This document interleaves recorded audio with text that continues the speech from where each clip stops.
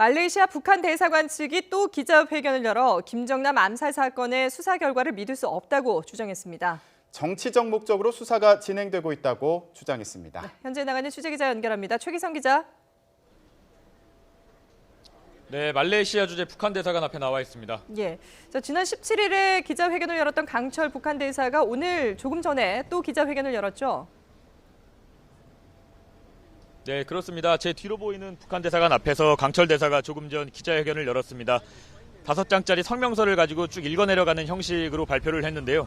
이 여러 가지 주장을 했는데 첫째로는 자신들은 김정남이 자연사를 했다고 경찰에게 들었다는 내용을 밝히기도 했습니다. 또 시신을 인도 안 한다던 입장을 말레이시아 정부가 바꿨다면서 인도 안 한다는 것은 정치적인 의도를 가진 행동이라고 밝히기도 했습니다. 또 DNA를 요구하는 것은 부적합하다며 응하지 않겠다는 입장도 밝혔습니다. 다시 한번 정리를 해보면 최초에 북한은 경찰로부터 김정남이 자연사를 했다고 들었다는 겁니다. 그리고 최초에 시신을 인도하겠다고 밝혔다가 시신을 인도하지 않겠다고 입장을 바꾼 것은 정치적인 의도가 있다고 해석하고 있는 겁니다.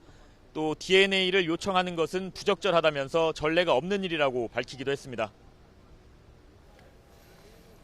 네, 또 김정남 시신을 자신들에게 인도해야 된다 이런 주장도 했죠. 네, 그렇습니다. 그러면서 이 북한 측은 허구의 용의자가 아니냐 하는 의심을 가지고 있다고 밝혔습니다. 앞서 체포된 베트남 여성과 인도네시아 여성이 허구의 용의자가 아니냐는 주장을 계속해서 한 건데요. 그리고 북한이 이 시신과 사건에 대해서 제대로 알기 위해서는 자신들이 파견하는 공동조사단과 함께 말레이시아가 조사를 해야 한다는 이야기도 하기도 했습니다. 따라서 이 증거 없이 이정철을 체포하는 것은 정치적인 음모가 있는 것이고 한국 정치의 위기를 북한에 떠넘기는 것 아니냐는 그런 비난을 하기도 했습니다. 예, 한국 정치의 위기를 북한에게 떠넘긴다라고 얘기를 했는데 그만큼 우리 정부의 정치적 음모다 이런 주장도 했다면서요.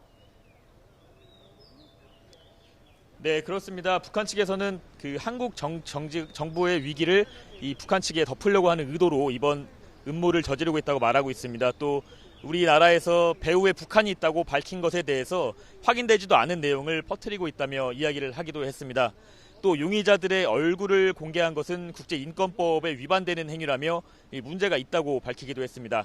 다시 한번 정리를 해보면 한국 정부가 얼마 전에 이 북한이 배후에 있다고 밝힌 것과 관련해 확인도 하지 않은 내용을 퍼뜨리고 있다며 정치적인 의도를 가지고 있는 것 아니냐고 비난을 하기도 했습니다. 네, 이번 사건의 원인을 밝혀줄 증거 가운데 하나죠. 김정남의 부검 결과가 이르면 모레쯤에 발표된다고요. 네, 그렇습니다. 김정남의 부검 결과는 이르면 모레 발표될 전망입니다. 말레이시아 보건장관은 기자들에게 이르면 22일, 그러니까 모레 부검 결과를 공개할 수도 있다고 밝혔습니다.